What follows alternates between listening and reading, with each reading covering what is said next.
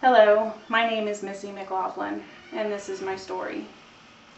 Unknown to me, the enemy began his attack on my life at a very early age.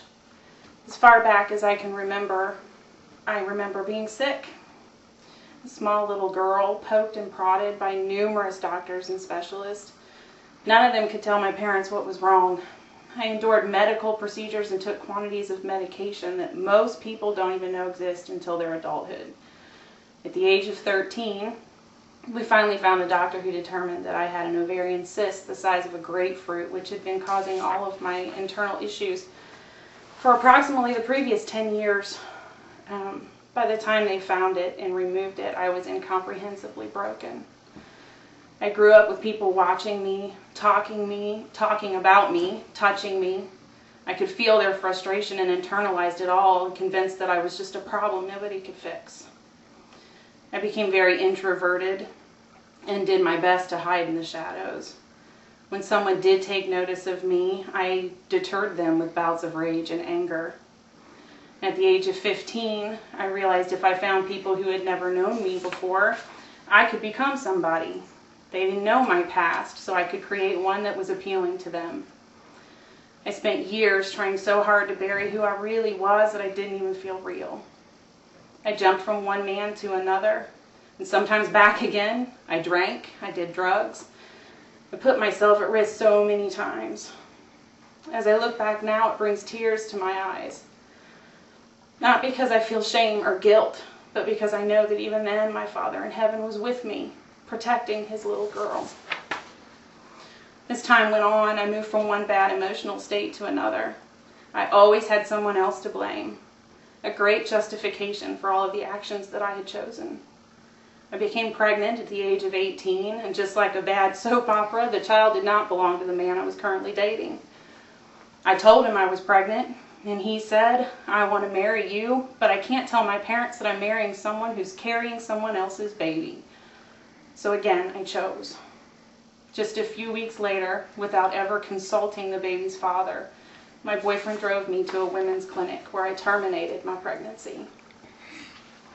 I was so emotionally torn that I didn't even know how to process what was happening to me. After they released me, he took me home. I walked into our house, laid down on the bed, and he left me there. Again, all alone after a scary medical procedure that I couldn't even begin to understand. The additional torment that I added to my life with this one decision became more than I could bear, so I set out in my own strength to make everything right. I returned to the man who I had conceived with, got pregnant again, determined that this was going to be the way to make everything right by replacing the child I so selfishly threw away. When my parents found out, they were less than pleased and told us that we had to be married as quickly as possible. We were married in September, and Taylor, my oldest daughter, was born in April of the following year. As years passed, I grew increasingly aware that something was wrong, but turned to playing a victim in every scenario I was in. 2 months after my youngest was born, I left my husband and set out on yet another mission to make him and everyone else who crossed my path believe that they were responsible, that he was responsible for everything that had happened to me. Still not seeing in myself what only a merciful God in heaven would be able to mend. And yet he was with me even then. Fast forward about 10 years, I've been moved to another state by my employer, away from all family and friends. I've climbed the ladder at work and feel like I've arrived. Finally, I am self-sufficient. I am powerful. I am somebody. I am also still very broken.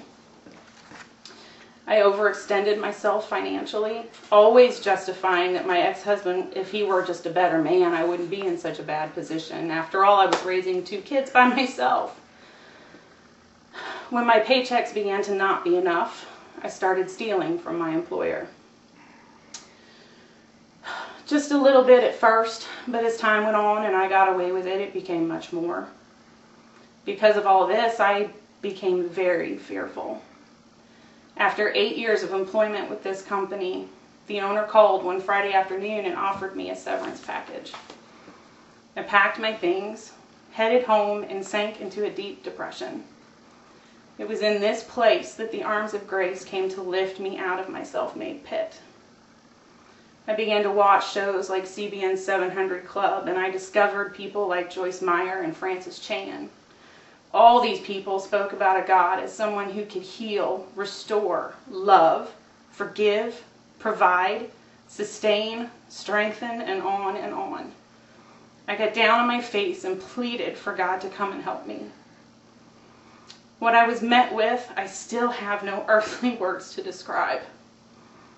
I struggled with God and even told him that I didn't know why he would even bother. I was a liar, a harlot, a thief, a coward, and a murderer. I could never measure up to human standards, let alone his. He simply spoke to me in that moment and said, "Because I love you." This is where my real journey began. A stroll along the shores of heaven, hand in hand with my Lord and Savior, Jesus Christ. He has indeed restored all that was lost from me. He is my husband. He is my father's children. He is the father of my children. He is my provider. He is my strength.